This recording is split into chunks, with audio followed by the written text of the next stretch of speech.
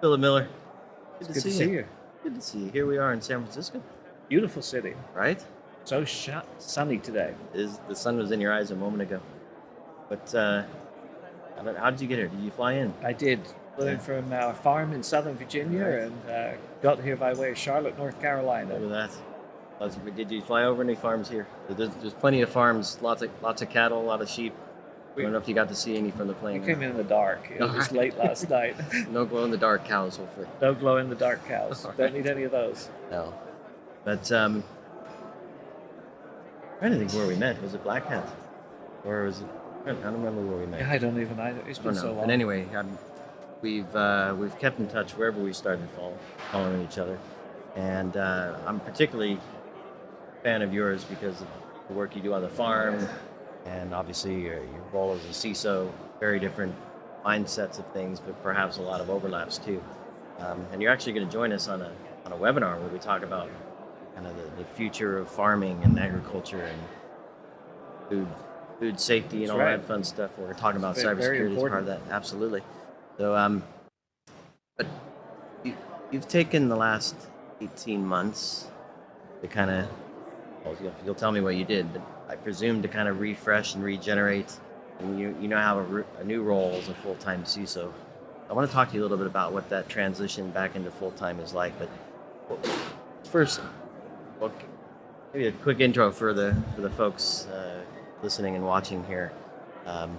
What you've been up to prior to the 18 months virtual CISO, and then because you've had many roles. That's right. I've been CISO in and out Yeah. of all kinds of different organizations, from So give us retail. a little history there. Yeah, so retail, Payless Shoe Source or Collective Brands, Brooks Brothers.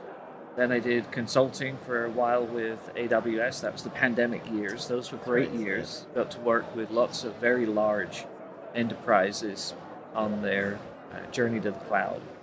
And then with NetApp for a while as their CISO. And then following that, really wanted to strike out on my own, kind of do a little bit of what I did at AWS, but under my own banner, a company called Corporal, which I've had for quite a long time. It's also the farm is connected to Corporal as well. Look at And my wife and I participate together in that as a business. Mostly been 18 months of helping startup companies who are trying to feel their way around the cybersecurity or ag tech landscape and some AI landscape stuff. Okay. And there's a crowded field of people trying to enter the market, but also a crowded field of In terms of ag voices. tech or in All terms of of them. cyber? Yeah, cyber, Oh, okay. ag tech, AI, lots of people trying to get a slice of that pie. And many of them don't know how to tell their story. And particularly, they don't know how to tell that story to enterprise buyers. And you see it on LinkedIn, right? The CISO saying, please don't email me, please don't use my cell phone, please don't send me a message on LinkedIn, don't send a letter to my home address, right? And I've always tried to be the opposite because I recognize that as an enterprise CISO, I'm only as good as the tech that I can bring to the organization, coupled with my experience, the business processes, but underpinning the whole industry is this great group of founders and businesses that say, we can solve a problem. We think you have that problem. So if I close myself off to that community, then I'm not going to be very effective as an enterprise CISO. So I really wanted to spend 18 months deeply entrenched in that community. So I worked with all kinds of founders and just some really great conversations. Just like today, I was just with Demi from Panarays and Dean from Axonius. Right, these are long-term relationships that I've been able to foster over the last 18 months, which is very hard to do when you're in that enterprise seat because everything's so transactional. Right. Yeah. Very. I just connected with Demi, funny enough, before the conference. So hopefully I'll run into him at some point in the next few days. But third-party risk, obviously, It sure it's is. a big topic. So yeah, it's very interesting because if one is in a role within an organization, it becomes about that organization. And to your point, I think you can kind of get insulated slash isolated from stuff outside of that, because Yes. MBOs are driven by annual reviews, and perhaps even bonuses are, are tied to how well the company does. And so, and of course, hopefully, if you're doing your job as a CISO, you're connecting that to the risk and protecting the revenue, which gives you a focal point, which is great. But to your point, can maybe keep you isolated from some of the stuff that might come in, perhaps, or don't know what the exposures are. Maybe you're not looking at things, say, the right way, or perhaps in a more open way. So you talked a bit about the 18 months. What are some of the things you saw and heard that maybe folks sitting in a, we'll get to your own new CISO role, but folks sitting in a seat, working with their executive leadership team and perhaps even the board, what did you see in the last 18 months that maybe some of those folks in that seat might not, especially if they close themselves off from vendors? What are they might be missing? Yeah, I think probably the first thing is that every founder has experienced the same pain at some place, either in an enterprise gig, or a lot of our founders come out of the defense industry, right? But they are actually practitioners. And so they don't just sort of wake up one day and say, I want to make 100 million in ARR. They come at it and said, I was experiencing a high volume of alerts coming from my SIM, and I wanted to come up with a way to make it so that those low quality alerts could be solved with an agentic AI solution. Right. Or I see way too many messages still getting through my spam filter. And so I want to bring new technology that helps the end user better bring their human intelligence to that problem. And so I think that when you're sitting in that enterprise seat and have all of those OKRs, your to-do lists, you have the volume of alerts that telling you, hey, I've got all these excess vulnerabilities, or I've got legacy tech, you start to think that the only way I can solve this problem is to go to my existing major provider, Microsoft, Google, Amazon, and you forget that these companies have marketplaces. Right. And if you explore the marketplaces, or you can come to a conference like this and engage directly with the startup community, you can really find that sweet spot of somebody who will be an extension of your team, solve the problem, but know that you're also not harming your underlying ecosystem, right? Because that's the unique thing. It's a big investment. Yeah. And being part of a big enterprise, you've got lots more responsibilities for protecting your data, your customer privacy. You can't just go buy any random thing off the shelf and incorporate it in your enterprise. So I would say marketplace is key. Okay. Look for vendors that are being sponsored through like the AWS CrowdStrike Accelerator, the RSA Innovation Sandbox, right? These are ways in which you can sort of short circuit some of that validation. Also look at who their logos are, and I know that there's always controversy around that. But there are enterprises that do so much behind due the logos. diligence. Hopefully, there's a CISO. CISO and due diligence, right? And I know that if Bank of America has started using a product, it's gone through so much validation and certification that chances are I'm not going to find anything they've missed. Right. Correct me if I'm wrong, though, or your perspective on this. Just because Bank of America may have recognized the problem and recognized they could solve that problem with a certain set of technology doesn't mean any organization can, right? No. Because teams are different. Obviously, the companies are different. Teams are different. The rest of the tech stack is different, perhaps. How does a CISO kind of, probably a conversation, but how does a CISO really get their head wrapped around their environment, their needs related to perhaps others, and tap into the community? Well, you hit on a key word there, team. And this is where a lot of my advice into the founder community has been, is stop selling to the CISO, sell to the team. Okay. because the team is the one who has to actually fix the problem.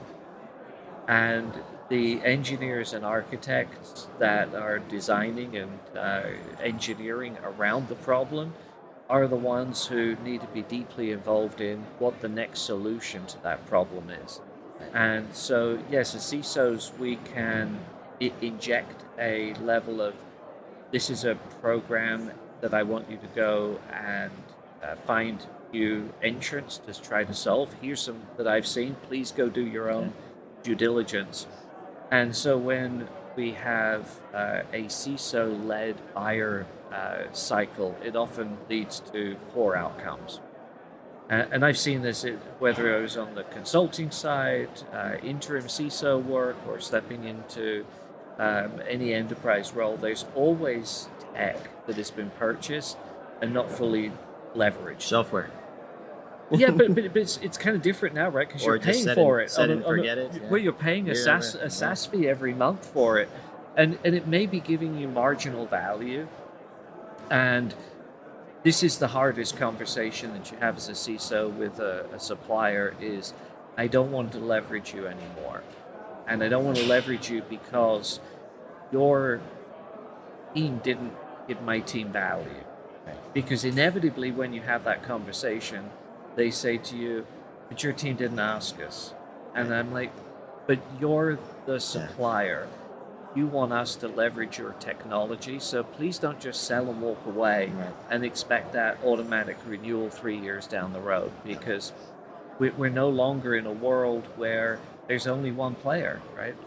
Or two players, like antivirus, you use like two players, right? Yeah, now there's 8 or 9 highly competent EDR players. So we're talking a bit about tech, even if the CISO says we have this problem, team, go do some due diligence. Here's you said here's a few tech options to consider. Go explore. Do you find that we start with the tech in most cases, and is that the right way, or do we have smart people on our teams that perhaps? My personal view of security is, if we actually build business properly, we can reduce exposure and really reduce the reliance on technology and other solutions to mitigate the risk that we've introduced in the first place. So I'm wondering if turning to the team to say, here's our exposure, here's our risk, how would you solve it? Versus we've been told, or I've seen and I've heard from others, that there's this issue that we might come across, and we've heard that there's technology to solve it. Because to me, it's two different things. I don't know your thoughts on that in terms of, can we change the business, or do we just turn to the tech immediately?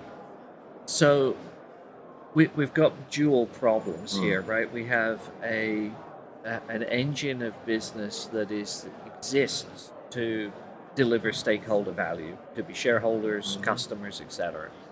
And then you have this group of individuals that want to destroy that relationship, threat actors.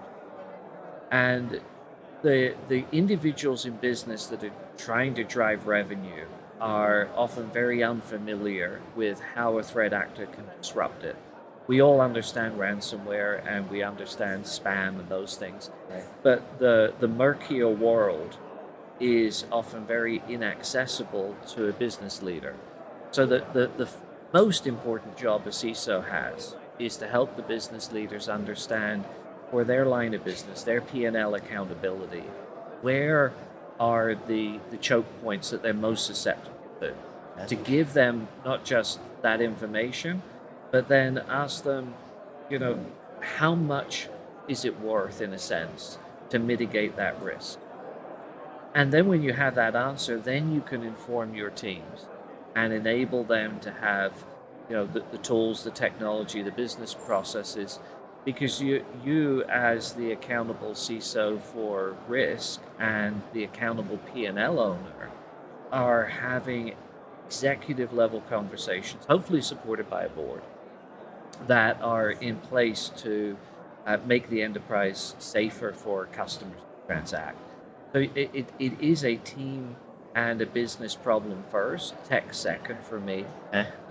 But that's not common in the industry. And you can see that by just how many new tech companies emerge and the feature function sprawl Right. amongst existing tech as vendors say, well, I see somebody's going after this market. I don't want to lose out. Right. In fact, I think cybersecurity vendors have fear of missing out more than any other part of the tech ecosystem that I've ever seen. Yeah. It's like ERP all over again. Right. Exactly. Um, but I love that. I love that viewpoint, and it makes me wonder. The team clearly, well, good team hopefully understands the business and the operations and vulnerabilities and exposure. Talking security teams here. Yes. That then can help the organization achieve what they're trying to achieve safely. I hear very often that CISOs are closely connected to their team and closely connected to the technology, and find it difficult, I'll say, to have a conversation with their executive leadership peers and perhaps even the board at that business level. So what do you see, not just from you and your CISO role, and virtual CISO role, but from a company's perspective as you engage with them, either as a virtual or even in your new role? What is the business team looking for from a CISO, given the other stuff we just talked about? Yeah, let me pull something from earlier in my career as a way to describe this. I joined a paper manufacturing company in late 1999. I was with them for about 10 years. I knew absolutely nothing about large process manufacturing. Okay. I knew These are like the big spools of paper. Yeah, I knew very little about safety in a forest where we cut down trees to make the pulp. I knew nothing about the chemicals, right? Mm-hmm.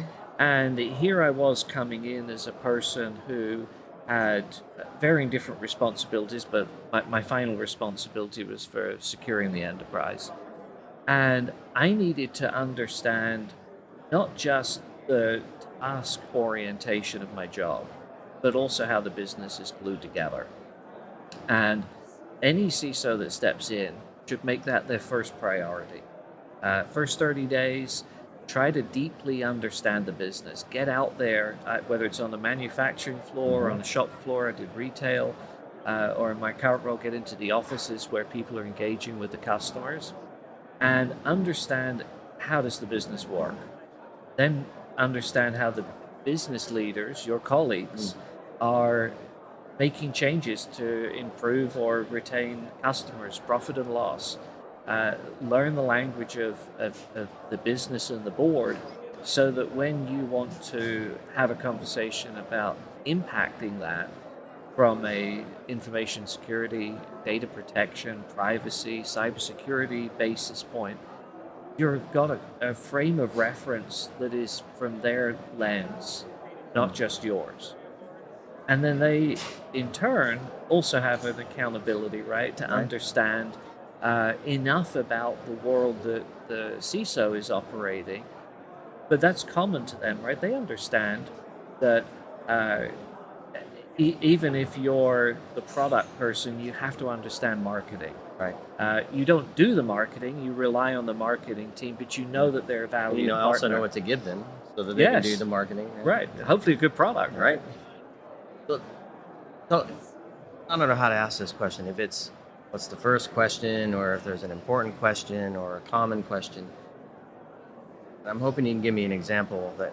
One from manufacturing, paper company. One from technology, NetApp and AWS. Maybe one from financial services in your current role. What do you ask the business team, the leadership team, as you're getting started in each of those three scenarios? I'm going to guess they're going to be slightly different, maybe. To give you what you need to establish that relationship and the connection to then further the understanding of the business?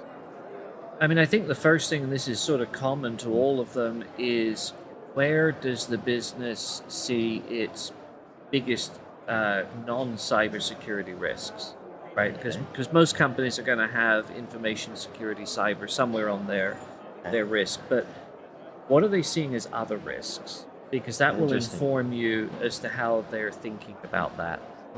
Then I think let's pick on manufacturing.